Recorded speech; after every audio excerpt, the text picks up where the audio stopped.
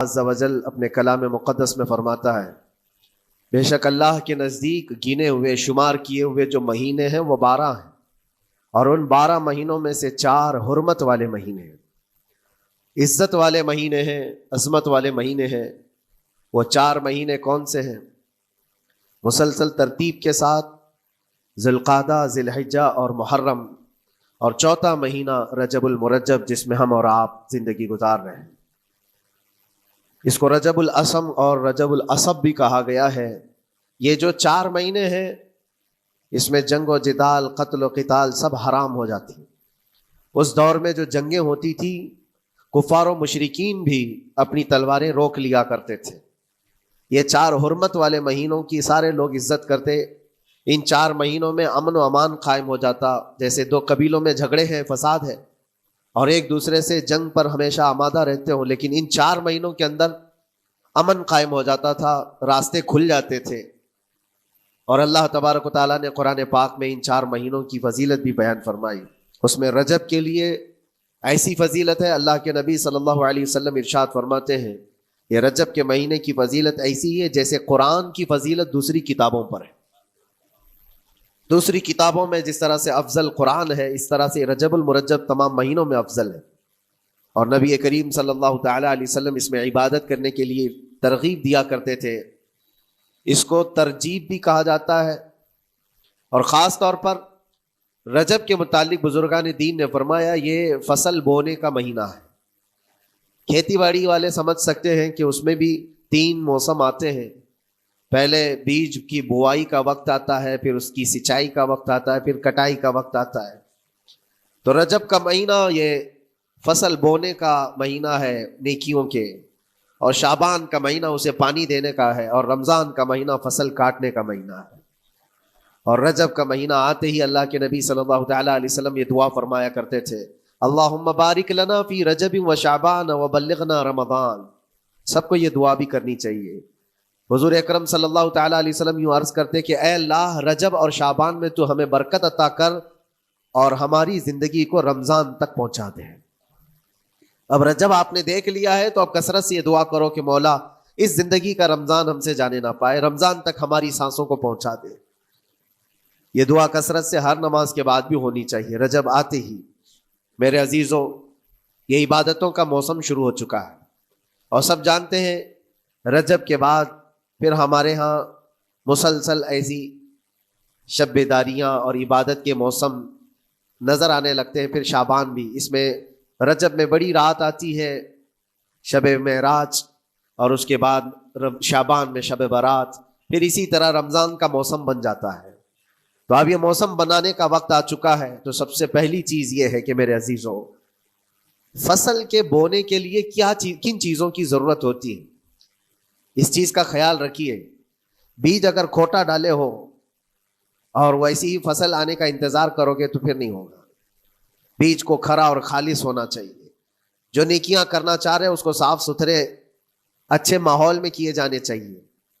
کھیتی باڑی کرنے والا جانتا ہے بیج تو وہ بو رہا ہے، زمین بھی اچھی ہے، ساری چیزیں، کئی چیزوں کی ضرورت ہوتی ہے۔ بیج بھی اچھا ہو، زمین بھی اچھا ہو، موسم بھی اچھا ہو، تب جا کر کے اس کی فصل نکلتی ہے۔ بیج اچھا تھا، زمین اچھی نہیں تو بھی فصل نہیں آتی۔ بیج بھی اچھا ہے، زمین بھی اچھا ہے، موسم صحیح نہیں ہے تب بھی فصل نہیں آتی۔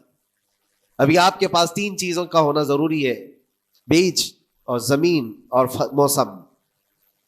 بیج جو ہے یہ نیکیاں ہیں، اور زمین تمہارا دل ہے، اس کا اتنا ہی پاک ہونا ضروری ہے۔ اور موسم یہ رجب کا ہے، اس میں تو کوئی شک نہیں ہے کہ عبادتوں کا موسم ہے، فصل کی اچھے لانے کا موسم ہے۔ لیکن سب سے پہلی چیز اب ہمیں ضرورت ہوتی ہے کہ ہم کیا بیج بو رہے ہیں۔ شیخ سعدی رحمۃ اللہ تعالیٰ علیہ فرمایا کرتے کہ زمین میں ادرک بو کر کے گنا آنے کی امید تو نہیں کر سکتے، جو بویا ہے وہی اسی کی فصل آئے گی۔ لوگ عمل خیر کریں تو اس کا نتیجہ بھی خیر آئے گا، اور برائیاں کریں اور پھر رمضان میں یہ انتظار کریں کہ میں نے جو بویا ہے اس کی فصل آئے، تو ایسا نہیں ہوتا۔ بہت سارے لوگوں کا وہ شک بھی میں دور کرنا چاہتا ہوں کہ رمضان المبارکہ میں فضیلتوں کو آپ سنتے آئے ہیں، رمضان ایسا مہینہ، ویسا مہینہ، اتنی برکتوں والا، اتنی رحمتوں والا، لیکن بہت سارے لوگوں کے حالات چونکہ تو ہی رہتے ہیں رمضان میں ویسے ہی ہیں وہ لوگ, کچھ بھی نہیں بدلے. تو اس میں رمضان کا قصور ہے کہ اس مہمان کا قصور ہے, اس انسان کا قصور ہے؟ وجہ یہ ہے کہ رمضان المبارکہ یقیناً اتنی برکتوں اور رحمتوں اور سعادتوں لے کر کے تو آتا ہے, لیکن تمہیں 2 مہینے پہلے سے کہا گیا تھا کہ فصل کے لیے تیاری کرو, تم نے بیج نہ بوئے, اپنی زمین کو صحیح کیا ہی نہیں. پھر رمضان میں جو بارش ہو رہی ہے اس کا فائدہ کیا ہے؟ روڈ پر 10 سال بھی بارش برسے وہاں پر کوئی فصل نہیں آئے گی, کیونکہ وہ زمین سخت ہے اور بیج بونے کے قابل بھی نہیں ہے. رمضان المبارکہ میں رحمتوں کی جھماجھم بارش تو ہوتی ہے, لیکن دل اگر سخت ہے گناہوں سے تو اس بارش کا کیا اثر ہوگا اس پر؟ اسی لیے دلوں کی نرمی یہاں سے شروع کریں, رجب المرجب سے. اس کی راتوں میں اللہ رب العزت کو پکارے, مناجات کرے, عبادتوں کے لیے کچھ دن تو خاص کر لیں. بہت دنیا میں ہم نے اپنے آپ کو ملوث کر رکھا ہے, کچھ راتیں اللہ رب العزت کی عبادت میں تو لگائیں. اللہ کے نبی صلی اللہ تعالیٰ علیہ وسلم کی ایک حدیث ہے, جامع الاصول سے نقل کی ہوئی, رجب المرجب کے پہلے جمعے جو ہم لوگ ابھی گزر چکے, ابھی یعنی وہ رات تو گزر چکی, کل کی جو گزری ہوئی رات ہے رجب کی, یہ پہلی جمعہ کی شب تھی. اس کے متعلق روایت ہے کہ 12 رکعتیں جو مغرب کے بعد سے لے کر عشاء کے درمیان پڑھتا ہے, اللہ کریم اس کے تمام گناہوں کو معاف کرتا ہے اور اس سال اس کو پورے طور پر ناگہانی آفات سے محفوظ رکھتا ہے, اور شیطان کے اس پر قابو پانے سے بھی اس کو اللہ محفوظ رکھتا ہے. تو یہ تھی تیاریاں, یہ ساری چیزیں ابھی سے تیاریاں ہونی چاہیے. رجب کے 3 دن آتے ہیں جس کے متعلق فرمایا گیا ہے ایام بیز میں بھی 13, 14, 15 یا 14, 15, 16 یہ جو تاریخیں آتی ہیں اس میں روزے رکھو. اس کی بھی بڑی فضیلت ہے کہ تم تیاریاں ابھی سے شروع کر دو کہ رمضان المبارکہ میں اچھی فصل دیکھ سکے, ہمارے جسم کے اندر بدلاؤ آ سکے, ہمارے دل کے اندر انقلاب آ سکے. اور تیاری یہاں سے نہ کر کے صرف رمضان میں ہی امید لگائے بیٹھتا ہے تو میرے عزیزوں کچھ تو صفائی کی ضرورت ہوتی ہے. آپ نے اگر زمین خریدی کھیتی باڑی کی غرض سے اور گئے, وہاں جاتے ہی آپ نے سوچا کہ اس میں فصل آ جانی چاہیے, تو کسانوں سے پوچھو تو بتائیں گے آپ کو نہیں, زمین کو پہلے صاف کرنا پڑتا ہے, کچرے ہوں گے اس کے اندر بہت سارے, ہل چلاؤ یا کسی بھی طرح سے اس کو صاف کرو. صاف کرنے کے بعد پھر یہ بھی کسان کہتا ہے کہ زمین کو تھوڑا ڈھیلا کر دو, بڑے بڑے ڈھیلے ہوں تو اس کو توڑ دو اور مٹی نرم ہو جائے, اور اس کے بعد پھر کسان کہتا ہے تھوڑا پانی بھی چھڑکاؤ کرو, گیلی ہو جائے, تب جا کر کے تم اس پر بیج بو. میرے عزیزو یہ رجب بیج بونے کا موسم ہے تو پہلے زمین کو ڈھیلا تو کر دو, زمین کے اندر جو کچرے ہیں اس کو نکال تو دو, دل کے اندر جو وسوسے بھرے ہوئے ہیں, گناہوں کے خیالات بھرے ہوئے ہیں, اس کو پاک تو کرو. اس کو پاک کرنے کے لیے اللہ کریم کی بارگاہ میں آ کر گڑ گڑاؤ, تمہارا ایک آنسو تمہارے تمام گناہوں کو اور اللہ کی غضب کو ٹھنڈا کر دیتا ہے. ہاں, ایک آنسو کا قطرہ تمہارے لیے اللہ کریم ہے, موتی سمجھ کے شان کریمی نے چن لیے قطرے جو گرے تھے عرق انفعال کے.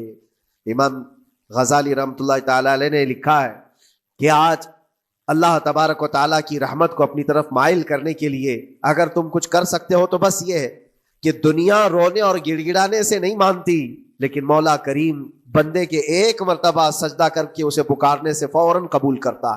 موسیٰ علیہ الصلاۃ والتسلیم اللہ تعالیٰ سے پوچھتے ہیں, مولا جب تیرے بندے تجھے پکارتے ہیں تو اس میں نیک لوگ بھی ہوتے ہیں اور گنہگار بھی ہوتے ہیں, تو کیا تو سب کی پکار کا جواب دیتا ہے؟ توجہ, اللہ رب العزت فرماتا ہے اے موسیٰ میرے پکارنے والے بندوں میں نیکوکار بھی ہیں گنہگار بھی ہیں. ہاں, نیک بندہ جب مجھے پکارتا ہے یا ربی تو میں جواب میں کہتا ہوں لبیک یا عبدی, اے میرے بندے میں حاضر ہوں, بتا تیری کیا حاجت ہے. پھر موسیٰ علیہ السلام پوچھتے ہیں کہ مولا یہ تو نیک بندہ جب پکارتا ہے تو کہتا ہے لبیک یا عبدی, اور جب گنہگار پکارتا ہے تب کیا کہتا ہے؟ رب تعالیٰ فرماتا ہے جب میرا گنہگار بندہ مجھے پکارتا ہے یا ربی تو میں اس کے جواب میں 70 بار لبیک یا عبدی کہتا ہوں. ایک بار پکارے 70 بار جواب. ایسا کیوں ہے؟ تو فرماتا ہے میرا رب نیکوکار کو اس کی نیکیوں پر بھروسہ ہے کہ اللہ معاف کرے, اور گنہگار کو صرف میری رحمت پر بھروسہ ہے. اس کے پاس ہے کچھ نہیں, اس کے آس پاس وہ نظر ڈالتا ہے میں نے کوئی ایسی نیکی رکھی نہیں ہے, صرف اللہ رب العزت کی رحمت ہے جو مجھے معاف کر سکتی ہے. وہ مجھ پر یقین کر کے پکارتا ہے, اس لیے اس کے سوال کا میں بار بار جواب دیتا ہوں. عزیزان گرامی وقار, اقبال نے سچ ہی کہا تھا، ہم تو مائل بکرم ہے کوئی سائل ہی نہیں. یہ رب تبارک و تعالیٰ کی طرف سے ہے کہ اللہ تبارک و تعالیٰ کرم پر کرم کرنے کے لیے موقع عنایت کرتا ہے. یا بندے کو آنے کا موقع ہی نہیں ہے، بندہ آنا نہیں چاہتا ہے. اس سے پہلے کہ تمہارے ساری چیزیں بند ہو جائیں، دروازے ختم ہو جائیں، اللہ رب العزت کی بارگاہ میں آؤ اور اسے پکارو. یقیناً یہ تمام چیزیں تمہاری زندگی میں انقلاب لاتی ہیں، بہت بڑی تبدیلی لاتی ہیں. عزیزان گرامی، پھر میں یہ عرض کرتا ہوں کہ رجب کے اس مہینے میں دل کو نرم کرنا بہت ضروری ہے. دلوں کی سختیاں آج گناہوں کی طرف مائل کرتی ہیں. ہمارا دل سخت ہے یا نرم ہے، اس کو پہچاننے کے کئی تھرمامیٹر دیے گئے ہیں ہمارے پاس. چیک کرو ہمارا دل کس پوزیشن میں ہے آج. امام غزالی فرماتے ہیں 3 علامتیں ایسی ہیں جس سے پتہ چل جاتا ہے انسان کا دل سخت ہے یا نرم ہے، بیمار ہے یا صحت یاب ہے. یہ ڈاکٹر لوگ اسکیننگ سے یا سونوگرافی سے نہیں بتا سکتے کہ تمہارے دل کی یہ کیفیت. کیسے اس کو اہل بصیرت سمجھ سکتے؟ فرماتے ہیں کہ اگر مسجد میں زیادہ دیر تک بیٹھ نہیں پاتا تو سمجھ لو اس کا دل بیمار ہے، اس کا دل سخت ہو چکا ہے، اس کو مسجد میں بیٹھنے نہیں دیتا. یہی دل ٹیلی ویژن کے سامنے 3 گھنٹے بیٹھے، اس کو کچھ بھی اکتاہٹ نہیں آتی، موبائل پر گیم کھیلتا رہتا ہے. 4 گھنٹے گزر گئے کہ 5 گھنٹے گزر گئے اسے پتا ہی نہیں. آج ایک سروے کے مطابق ہر انسان جو موبائل چلاتا ہے اس میں 18 گھنٹے وہ بزی ہے دن کے. کئی جگہوں پر ایسے حالات آئے 18 گھنٹے دن میں ہوتے ہی ہے 24 گھنٹے، جس میں 6 گھنٹے اگر آرام کے نکالے تو باقی پورے 18 گھنٹے کیسے انسان بزی رہ سکتا ہے؟ اس میں کھانا بھی ہے، پینا بھی ہے، حاجتیں بھی ہیں. لیکن سروے کے مطابق یہ بھی بات آئی ہے کہ 18 گھنٹے کنزیوم کرتے ہیں. میرے عزیزوں، اس میں کوئی اکتاہٹ اور اس میں کوئی ملال نہیں آتا، بیزارگی نہیں آتی. اور اللہ کے گھر میں یا فرض سے نماز سے ابھی سلام پھیرا کیا کہ بھاگنے کی تمنا ہوتی ہے. کئی جگہوں پر تو ایسا ہے. اسی لیے اللہ کے نبی صلی اللہ تعالی علیہ وسلم کی ایک حدیث میں سناتا ہوں. ارشاد فرماتے 2 چیزیں کسی منافق کے اندر جمع نہیں ہو سکتی.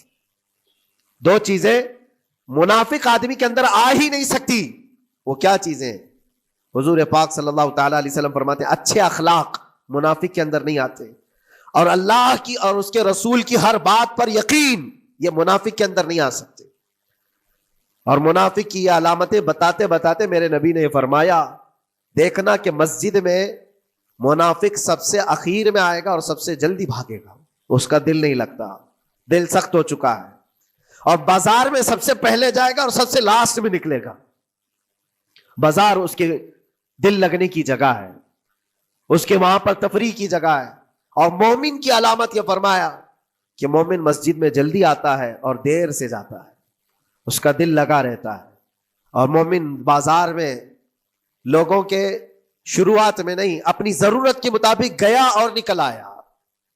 اور فرماتے میرے آقا صلی اللہ علیہ وسلم روئے زمین پر سب سے اچھی جگہوں میں سے کوئی جگہ ہے تو اللہ کا گھر ہے، مسجد ہے. اور سب سے بری جگہوں کے متعلق فرمایا بازار ہے. اب یہاں پر دلوں کے متعلق میں عرض کر رہا ہوں کہ کس کا دل کس پوزیشن میں ہے، اسے آج خود آزما لینا چاہیے. دوسری علامت، امام غزالی فرماتے ہیں قرآن پاک کھولے گا وہ صفحہ 2 صفحہ سے زیادہ پڑھ نہیں پائے گا، بند کرنے کا دل کرے گا. یہ تو چھوڑو اٹھانے کے بعد پڑھنے نہ پڑھنے کی بات ہے، کچھ تو چھونا بھی نہیں چاہتے، اٹھاتے ہی نہیں. سال پورا ہو گیا تو قرآن پکڑتے نہیں، تو پھر دل کی کیفیت کیا ہو چکی ہوگی؟ دل کیسا مریض ہوگا؟ بعض لوگ ہم سے یہ کہتے بھی تھے کہ حضرت پڑھنا تو آتا نہیں، کیا کریں گے قرآن کا؟ کہا اٹھانا تو آتا ہے. میں نے ان سے پوچھا قرآن اٹھانا تو آتا ہے، جب قسم کھانے کی بات ہوتی ہے تو کیسے قرآن اٹھا لیتے ہو، سر پہ رکھ لیتے ہو؟ اسی طرح سے قرآن کو ہی اٹھا کر کے سینے سے لگا کر اللہ کی بارگاہ میں دعا کرو کہ مولا میرے دل کے دروازے کھول دے. اور قرآن کوئی سخت چیز نہیں ہے، اللہ وعدہ فرما رہا ہے ہم نے قرآن یاد کرنے کے لیے آسان بنایا ہے. کوئی یاد کرنے والا؟ وہ خود قرآن تمہارے دل میں اتر جائے گا. کوشش کرو. دل کی بیماری کی 2 علامتیں میں نے بتایا. اگر بیمار دل ہے تو زیادہ یہاں بیٹھ نہیں سکتا اور زیادہ دیر قرآن پڑھ نہیں پاتا. تیسری بات فرماتے ہیں کہ تیسری علامت یہ ہے کہ ہمارا دل اگر سخت ہو چکا ہے تو جیب میں پیسے ہوں گے لیکن کوئی مانگ رہا ہوگا اللہ کے نام پر، دینے کی طبیعت نہیں کرے، دینے کی طبیعت نہیں کرتی. اور یہ چیز ہاتھ اٹھانے کو تمہارا دل نہیں کرتا تو سمجھ جاؤ کہ دل بیمار ہے. اور دل کی بیماری لے کر کے اگر کوئی رجب میں سوچتا ہے کہ میں بیج بوؤں گا تو کیا فائدے کا؟ زمین سخت ہے، زمین سخت ہے، اور اس پر بارش بھی ہوگی تو کچھ فرق نہیں پڑتا، فصل نہیں آئے گی. دل کو نرم کرو. اور ایک علامت میں بتاؤں، اور ایک علامت کہ دل نرم ہے یا سخت ہے، اس کی ایک علامت یہ بھی ہے، اللہ کا جب ذکر کرے، جنت کا جب ذکر کرے، جہنم کے عذابات کا ذکر کرے، قبر کے معاملات کا ذکر کرے، حشر کے سوالات کا ذکر کرے، تو اس کی آنکھیں ڈبڈبا جائیں اور آنسو نکل آنے لگیں. قرآن کی آیتیں سن کر کے اس کا دل ہلنے لگے اور آنسو آ گئے، تو سمجھ جاؤ کہ اس کا دل نرم ہے. ابھی اس کا دل بیمار نہیں ہوا، ابھی اس کا دل بیمار نہیں ہوا. لیکن یہاں تو پوزیشن الگ ہے، سچویشن الگ ہے. ہم تو پتہ نہیں کن کن چیزوں میں رو لیتے ہیں، لیکن اللہ کا کلام سنتے ہوئے کسی کے کان پر جوں بھی نہیں رینگتی. لوگ تو گانوں پر تھرکنے والے اور نغموں پر اچھل کود کرنے والے وجد کی بات کرتے ہیں، لیکن اللہ کا کلام پڑھنے پر کوئی کسی کو وجد کیوں نہیں آتا؟ یہ ایمان کی علامت ہے. قرآن میں اللہ نے فرمایا وَإِذَا تُلِيَتْ عَلَيْهِمْ آيَاتُهُ زَادَتْهُمْ ایمانا. جب اللہ کی آیتیں ان پر تلاوت کی جاتی ہیں، مومنین پر، ان کا ایمان بڑھ جاتا ہے. کیا آپ امام کے پیچھے قرات سن کر کے اپنے دل میں ہلچل محسوس کرتے ہیں؟ سننے کی طبیعت کرتی ہے. بلکہ ادھر نماز پڑھ کر کے جانے کے بعد آدھے گھنٹے کے بعد پوچھے آج پہلی رکعت میں کیا پڑھا تھا، دوسری رکعت میں کیا پڑھا، آپ کو پتہ ہی نہیں رہتا. یاد ہی نہیں امام صاحب کیا پڑھ رہے تھے، میں تو دکان کا حساب کتاب کر رہا تھا، کیا خبر ہے کہ انہوں نے کیا پڑھا. تو قرآن کو توجہ سے پڑھے ہوتے تو تمہارے دل میں بھی وہ باتیں اثر کر رہی ہوتی. میرے عزیزوں، کتنے ایسے لوگ ہیں جو صرف اور صرف قرآن پاک کی تلاوت کی وجہ سے دلوں کو نرم کر دیا گیا ہے. میں اسی بات پر آج فوکس کر کے ختم کر دوں گا. رجب المرجب بیج بونے کا موسم ہے، تو دل کے نرمی کے ساتھ ہی بیج بو، کیونکہ یہ زمین ہے تمہاری، اور زمین نرم نہ ہو تو کتنی بھی نیکیاں کرو کیا فائدے کی. دل سخت ہے، گناہوں سے لبریز ہے، اور دل کو نرم کرنے کا علاج دو چیزیں بتائی گئی، کریں گے انشاءاللہ. دو چیزیں بڑی آسان ہیں. اگر دل کو نرم کرنا ہے تو دو چیزیں فرمائی گئی، کثرت سے قرآن پاک کی تلاوت کرو یا کثرت سے میرے نبی پر درود پاک پڑھا کرو. دو چیزیں کر کے دیکھو، تمہارا دل نرم ہو جائے گا. اور بھی دوسری علامت، دوسرے علاج بھی میرے آقا نے فرمایا. ایک صحابی آئے تھے، انہوں نے عرض کیا یا رسول اللہ صلی اللہ علیہ وسلم، لوگ آپ کے پیچھے نماز پڑھتے ہیں تو زاروں قطار رونے لگتے ہیں، جب آپ دعا کرتے ہیں تو وہ دھاڑے مار کر کے روتے ہیں. میں کبھی رو نہیں پاتا، میرا رونا نہیں آتا، میں بھی قرآن سنتا ہوں، میں بھی آپ کے پیچھے نماز پڑھتا ہوں. تو حضور پاک صلی اللہ علیہ وسلم نے فرمایا تمہارا دل سخت ہو گیا ہے، تمہارا دل سخت ہو گیا ہے. انہوں نے کہا کیا کروں، علاج کیا ہے اس کا؟ وہ مسیحا امت ہے میرے آقا، ہر ایک کا علاج جانتے ہیں، کس کو کون سا علاج دینا ہے. نبی پاک صلی اللہ تعالی علیہ وسلم فرماتے ہیں جاؤ کسی یتیم بچے کے سر پر ہاتھ پھیرو، اللہ تمہارا دل نرم کرے گا. ان کے لیے وہ علاج رکھا گیا تھا. جس کو جیسا علاج بتایا میرے آقا صلی اللہ علیہ وسلم نے، کسی یتیم کے سر پر ہاتھ پھیرو، دل نرم ہوگا. لیکن دل کے نرم ہونے کے علاج اللہ کے نبی صلی اللہ علیہ وسلم کے شفا خانے میں ہے. ہاتھ سے آپ کثرت سے درود پاک پڑھو، پھر دیکھو آپ کے دل کے اندر انقلاب آتا ہے یا نہیں آتا. آپ کے چہرے کا نور بڑھ جائے گا، زبان کا اثر بڑھ جائے گا، عمل خیر کی طرف رغبت بڑھ جائے گی. کثرت سے جب بندہ حضور پاک صلی اللہ علیہ وسلم پر درود پڑھتا ہے، اس کی زبان سے جھوٹ نکل جاتا ہے، گالی اس کی زبان پر نہیں آ پاتی ہے، کیونکہ وہ پاک کرتا چلا جاتا ہے اپنی زبان کو اللہ کے نبی کا نام لے کر کے. میرے عزیزو، اس میں دقت کیا ہے درود پاک کثرت سے پڑھنے میں؟ آپ جہاں چل رہے ہو، پھر رہے ہو، اٹھ رہے ہو، بیٹھ رہے ہو، انتظار میں ہو، سونے کے لیے جا رہے ہو، زبان ہی تو ہلانا ہے میرے نبی پاک صلی اللہ علیہ وسلم کی بارگاہ میں درود پڑھ کر کے. اور ضروری نہیں ہے کہ بہت لمبے لمبے درود پاک آپ کو یاد کرنے ہو. صلی اللہ علیہ وسلم بھی پڑھ لیا تو یہ درود پاک ہے، یہ درود پاک ہے. یا تو پھر الصلاۃ والسلام علیک یا رسول اللہ کہتا ہے تو یہ بھی درود پاک ہے، درود پاک ہے یہ. اور دل کو جب نرم ہو جائے گا تو انشاءاللہ العزیز آپ اس کے اثر بھی دیکھیں گے، اس کے اثر بھی دیکھیں. کیسے کیسے لوگوں کی بات میں کروں میرے عزیزوں، آپ کو پتا ہے تاریخ کے اوراق الٹ کر کے دیکھو. ایک صحابی حضرت نعیم، وہ راستے پر گزر رہے تھے، دیکھا ایک کڑیل جوان مکہ کا، جس کو سارے لوگ دیکھ کر پہلوان کہتے اور ڈرتے تھے، گھبراتے تھے. 27 سال کا کڑیل جوان ہے اور ہاتھ میں تلوار کھینچے ہوئے تیزی سے آ رہا ہے. یہ پہلوان کوئی اور نہیں عمر ابن خطاب ہے. حضرت نعیم کہتے ہیں دیکھ کر کے میں گھبرا گیا، اتنی تیز و ترار چال اور چمکتی ہوئی تلوار کہاں کا ارادہ ہے؟ پوچھا حضرت نعیم نے کہاں جا رہے ہو؟ عمر ابن خطاب نے کہا محمد کا قتل کرنے جا رہا ہوں، معاذ اللہ رب العالمین، اس لیے کہ ایمان لائے ہوئے نہیں تھے۔ یہ دلوں کی سختیاں ہیں، یہ دلوں کا منجمد ہونا بتا رہا تھا کہ وہ نبی پاک صلی اللہ علیہ وسلم کے قتل کے لیے نکلے۔ حضرت نعیم نے صرف راستہ روکنے کے لیے ان سے کہا ان کا بعد میں قتل کرنا، پہلے تیری بہن اور بہنوی کا گھر بھی دیکھ لے، وہ بھی تو کلمہ پڑھ رہے ہیں، وہ بھی تو کلمہ پڑھ رہے ہیں اسی رسول کا۔ تو غصہ اور بڑھ گیا کہ میرے گھر میں یہ ہو چکا ہے، میں تو جس کا قتل کرنے جا رہا ہوں وہ میرے گھر تک آیا ہوا ہے۔ کہا پہلے میری بہن اور بہنوی کا کام تمام کرتا ہوں۔ اسی غرض سے وہ آئے تھے، اور جس وقت اپنے بہن کے گھر کے باہر کھڑے تھے، اتفاق ایسا کہ اندر سے قرآن کے پڑھنے کی آواز آ رہی تھی۔ ایک صحابی حضرت خباب، وہ قرآن پڑھا رہے تھے حضرت عمر کی بہن کو اور ان کے بہنوی کو، اور کیا بہترین انداز رہا ہوگا جو رسول اللہ سے ڈائریکٹ سنے ہوئے لوگ تھے۔ اللہ کا کلام اترا ہوا ہے جن کے اوپر، وہ اس وقت حاضر رہے ہوئے لوگ ہیں، قرآن کو پڑھ رہے تھے۔ طٰہٰ مَا أَنزَلْنَا عَلَيْكَ الْقُرْآنَ لِتَشْقَىٰ إِلَّا تَذْكِرَةً لِمَن يَخْشَىٰ۔ عرب لوگ اچھی طرح سے جانتے تھے ایک ایک حرف کا معنی کیا ہوتا ہے، وہ عربی جانتے تھے، ان کی مادری زبان تھی، اور اس قرآن کے اندر جو مٹھاس تھی۔ عمر ابن خطاب کان لگا کر سنتے رہے، لیکن غصہ جو اندر سے تھا، دل کی جو سختی تھی، آئے تھے مارنے کے لیے، دروازہ زور سے ٹھوکنے لگ گئے، اندر لوگ ڈر گئے۔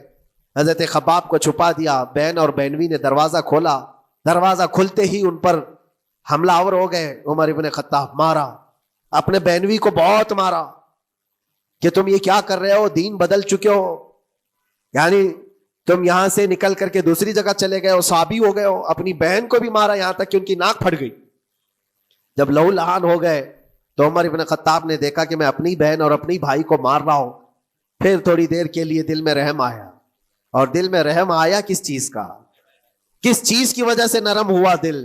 میرے عزیزوں، بھائی اپنے بہنوی کی اور اپنی بہن کی پٹائی کو دیکھ کر کے نہیں، ان کو دیکھا تھوڑی دیر کے بعد اور کہا چلو چھوڑو، جانے دو، جو ہوا سو ہوا، لیکن جو تم لوگ پڑھ رہے تھے میرے آنے کے وقت مجھے دوبارہ پھر سے سنا دو۔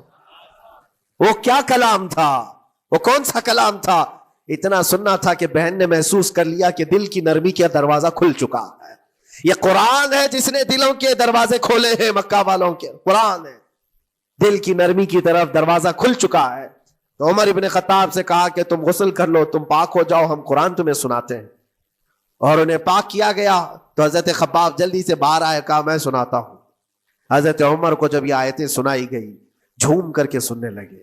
قرآن کی وہ آیتیں 16 یا 17 آیتیں ہی سن پائے تھے کہ ان کے جسم کے اندر راشا تاری ہوا، کپ کپی آئی۔ کہا کہ چلو محمد کے پاس صلی اللہ تعالی علیہ وسلم، مجھے لے کر کے چلو، میں ان سے بات کرنا چاہتا ہوں۔ میرے عزیزو، بھائی اور بہنوی اور بہن لے کر کے چلے، اور اس وقت حالات سخت تھے مکہ کے۔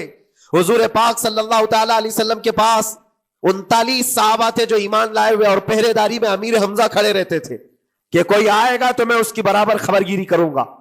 عمر ابن خطاب کو تلوار لٹکاتے ہوئے آتے دیکھا تو صحابہ گھبرا گئے، مکہ کا بڑا پہلوان ہے، اس کو بھڑکا کر کے لوگوں نے بھیج دیا ہوگا، اب کیا ہوگا، یہ پٹائی بہت بری طرح سے سب کی کرے گا، غریب صحابہ ہیں، اور حضور پر ہاتھ نہ اٹھا دے۔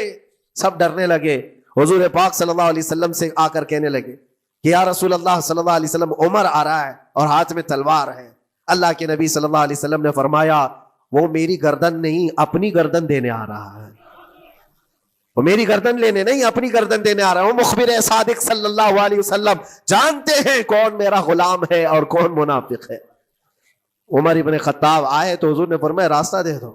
آتے ہی انہوں نے تلوار زمین پر پھینک دی۔ چہرے جمال جہاں آرا کو دیکھا، حضور پاک صلی اللہ تعالی علیہ وسلم سے پوچھا، پھر وہ آیتیں سنائے۔ اب سوچو میرے عزیزو، صحابی سے سننا، یہاں تو ہم قاری قرآن سے سنتے ہیں قرآن کی آیتیں، 1400 سال کے بعد آج بھی قرآن کا وہ اثر لگتا ہے دل کے اوپر۔ یہ ان سے جو 1400 سال کے بعد جس قاری قرآن سے سنا، وہ تو صحابہ سے سنے تھے، اور صحابہ سے بڑھ کر کے اللہ کے نبی سے جو قرآن سنا ہو، خود نبی پاک کی زبان اقدس سے۔ اور جب اللہ کے نبی صلی اللہ تعالی علیہ وسلم نے آیتیں تلاوت کی، عمر ابن خطاب کی آنکھوں سے آنسو شروع ہو گئے، زار و قطار رونے لگے، اور پھر پکار کر کہا اشہد ان لا الہ الا اللہ واشهد انک رسول اللہ، میں گواہی دیتا ہوں کہ اللہ کے سوا کوئی معبود نہیں، اور میں گواہی دیتا ہوں کہ آپ اللہ کے رسول ہیں۔ میرے عزیزو، عمر ابن خطاب رضی اللہ تعالیٰ عنہ کو اس طرف لانے والا، دل کو نرم کرنے والا، یہ قرآن پاک اللہ کا کلام ہی تو ہے۔ آج گناہوں سے اس پر بہت ساری پرت جم گئی ہے، ہمارے دلوں کے حالات ایسے ہو گئے، قرآن اٹھاؤ دلوں کو نرم کر دے گا، اور رجب المرجب میں قرآن کو پڑھو گے زمین نرم ہو جائے گی، اور پھر اس کی برکتیں تم رمضان میں دیکھو گے۔ ایک دو نہیں، ہزاروں ایسی ہیں۔ ایک ایسے مشہور ڈاکو، بغداد کے لوگ ڈرتے تھے، بغداد کے لوگ اتنا ڈرتے تھے کہ جو بھی قافلہ جائے گا لٹ جائے گا۔ فضیل بن عیاض، جو بھی قافلہ نکلتا تھا اس راستے سے لٹ جاتا تھا، کوئی بچ نہیں پاتا تھا۔ اور ایک قافلہ آ رہا تھا عرب سے، اور مال تجارت لے کر بغداد کی طرف جا رہا تھا، تو قافلے والوں نے یہ مشورہ کیا کہ یہ جو قافلہ جا رہا ہے یہ اس راستے سے جا رہا ہے، فضیل بن عیاض ڈاکوؤں کا سردار وہاں رہتا ہے، بہت سارے ڈاکو اس کے ساتھ ہیں، وہ تو رہزن ہے، راستے پر روک کر کے مال لوٹ لیتے ہیں۔ تو قافلے میں ایک قاری قرآن تھے، انہوں نے کہا ٹھیک ہے اب راستے پر آ ہی چکے ہیں تو کیا کر سکتے ہیں، چلو بیٹھ کر کے نکلتے ہیں، میں قرآن کی تلاوت کرتا رہوں گا اونٹ پر بیٹھ کر کے، اللہ کریم اس برکت سے ہمارا راستہ آسان کر دے گا۔ قاری قرآن نے قرآن کی تلاوت شروع کر دی، اور جب وہ راستہ آیا جو فضیل بن عیاض کا تھا، فضیل بن عیاض ایسی ڈاکہ زنی اور ایسی رہزنی میں مشہور آدمی، جن کے آس پاس، جن کے ہاتھ کے نیچے 1000 سے زیادہ ڈاکو کام کرتے ہوں، بغداد پورا ڈرتا تھا، پورے راستے وہاں پر کوئی بھی سلامت نہیں جا پاتا تھا۔ اس راستے پر ایک قاری قرآن جب آیا، میرے عزیزو تلاوت کیا کر رہا تھا؟ سورۃ الحدید کی آیت تھی، الم یأن للذین آمنوا ان تخشع قلوبهم لذکر اللہ، وہ قرآن کی آیت ہے۔ اللہ کے کریم فرماتا ہے کیا ایمان والوں کے پاس ابھی وہ وقت نہیں آیا کہ اللہ کا ذکر سنتے ہی یا اللہ کا ذکر ہوتے ہی ان کا دل کانپنے لگ جائے، ان کا دل ہلنے لگ جائے؟ فضیل بن عیاض کے کانوں میں یہ آیت پڑھ رہی تھی، قاری قرآن بار بار اس آیت کو پڑھ رہا تھا۔ کیا وہ وقت ابھی ایمان والوں کے پاس نہیں آیا کہ وہ اللہ کے ذکر سے دہل جائیں؟ اتنا اثر کر گئی آیت، اتنا اثر کر گئی، فضیل بن عیاض نے ہتھیار پورے پھینک دیے اور چیخ چیخ کر کے کہنے لگا آن لنا ربنا، آن لنا ربنا، اے میرے رب وہ وقت آ چکا ہے، اے میرے رب وہ وقت آ چکا ہے۔ سارے ڈاکوؤں سے کہا سجدہ ریز ہو جاؤ، اس لیے کہ اللہ کا کلام ہمیں بلا رہا ہے۔ برسوں سے ڈاکہ زنی کرنے والے، برسوں سے راستے لوٹنے والے، قرآن کی ایک آیت نے دل بدل دیا، دل کے ایسا انقلاب آیا، سب کچھ چھوڑ دیا، اور اس کے بعد نکلے۔ اللہ اکبر۔ جانتے ہو فضیل بن عیاض کون ہے؟ فضیل بن عیاض وہ ہے جن کا نام لیتے سرکار غوث پاک بھی ادب کیا کرتے تھے۔ فضیل بن عیاض، اللہ تبارک و تعالیٰ نے ولایت کا وہ مقام عطا کر دیا، بڑے بڑے اولیاء کرام ان کے پاس آنے لگے۔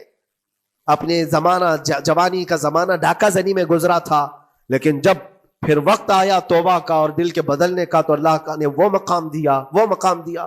تاریخ میں آج بھی موجود ہے کئی سلسلے ایسے، سلسلے چشتیہ میں، اور کئی سلسلے ایسے ہیں جو فضیل بن عیاض سے ہو کر حضور پاک تک پہنچتے۔ فضیل بن عیاض ان کا نام ہے۔ اسی لیے میں کہتا ہوں میرے عزیزوں، قرآن پاک یہ دلوں کو نرم کرنے کا سب سے بڑا علاج ہے۔ زمین کو نرم کر دو اور اس کے بعد پھر بیج بو۔ دیکھو، اسی لیے اقبال نے کہا تھا ذرا نم ہو تو بڑی زرخیز ہے یہ مٹی ساقی، یعنی یہ زمین تھوڑی سی نرم ہو جائے تو اس میں تو سونا چاندی یہ اگل سکتی ہے۔ تمہارے پاس ایمان کی دولت ہے، اللہ کریم کی ذات پر یقین ہے، حضور پاک صلی اللہ تعالیٰ علیہ وسلم کی محبت ہے، سب چیزیں تمہارے پاس ہے، تھوڑا دل کو نرم کرنے کی ضرورت ہے۔ گناہوں سے باز آ جاؤ، اللہ کریم کی بارگاہ میں گڑ گڑاؤ، اور قرآن پاک اٹھا لو ایک مرتبہ، اور پڑھ نہیں پاتے تو انگلیاں تو پھیرو۔ قرآن پر دیکھنا بھی تو عبادت ہے، اس پر نظر جمانا بھی عبادت ہے۔ اللہ کا کلام سمجھ کر کے تم نے اٹھایا ہے تو جانتے ہو قرآن عظیم کل قیامت کے دن جس کی شفاعت کے لیے کھڑا ہو گیا، میرے آقا فرماتے پھر اس کو جہنم میں کوئی چیز نہیں لے جا سکے گی۔ جس کو قرآن اور رمضان سفارش کر دے پھر اس کو جہنم میں دوسری کوئی چیز نہیں لے جائے گی، اور جس کے خلاف کھڑے ہو گئے پھر اس کو جنت میں کوئی چیز نہیں لے جائے گی۔ اس لیے میرے عزیزو، اپنے دلوں کی نرمی کا یہ وقت ہے رجب المرجب، اور سب سے بہترین موقع ہے، عبادتوں کا موسم ہے، اور ساتھ ساتھ میں یہ بھی کہوں گا کہ اب ہم رجب المرجب کے ابتدائی دنوں میں ہیں، اور سنیوں کے لیے ایک بہت بڑی بات ہے کہ سرکار غریب نواز کی چھٹی بھی اسی میں موجود ہے، جو دلوں کو نرم کرنے کے لیے ہی تو آئے تھے۔ ہندوستان جو تشریف لائے تھے کس کام کے لیے آئے تھے؟ انہوں نے اپنے ذکر کی مجلسوں سے، اپنے واعظ و نصیحت سے ہزاروں کے دلوں کو نرم کیا ہے۔ آج بھی سرکار غریب نواز کے نام پر لوگوں کا دل نرم ہو جاتا ہے، اچھے اچھوں کو دیکھا ہے دل نرم ہو جاتا ہے۔ کیوں؟ وہ ایسے بزرگ تھے جنہوں نے اپنے تصوف کی تعلیمات سے کڑک اور سخت دلوں کو نرم کیا ہے۔ اللہ کریم نے ان کو ہمارے پاس جو بھیجا وہ عطائے رسول بن کر کے آئے۔ آج سرکار غریب نواز رضی اللہ تعالیٰ عنہ کے وسیلے سے میں اللہ کی بارگاہ میں دعا کروں گا، مولا اس رجب المرجب کی برکت سے اور غریب نواز کی وسیلے سے ہم سب کے دلوں کو نرم فرما دے۔ ہم سب کو یہ فصل، یہ موسم رجب المرجب کا بیج بونے کا بہترین نیکیاں کرنے کی توفیق عطا فرما، ہمارے قدموں کو خیرات کی طرف بڑھا دے، ہم سب کو شر و فساد سے محفوظ فرما، حرام کاریوں سے ہمارے ہر عضو کی حفاظت فرما۔ رب العالمین اکرم الاکرمین قیامت کے دن تیرے نبی پاک صلی اللہ علیہ وسلم کے جھنڈے تلے ہم سب کا حشر فرما۔ وآخر دعوانا ان الحمد للہ رب العالمین۔ السلام۔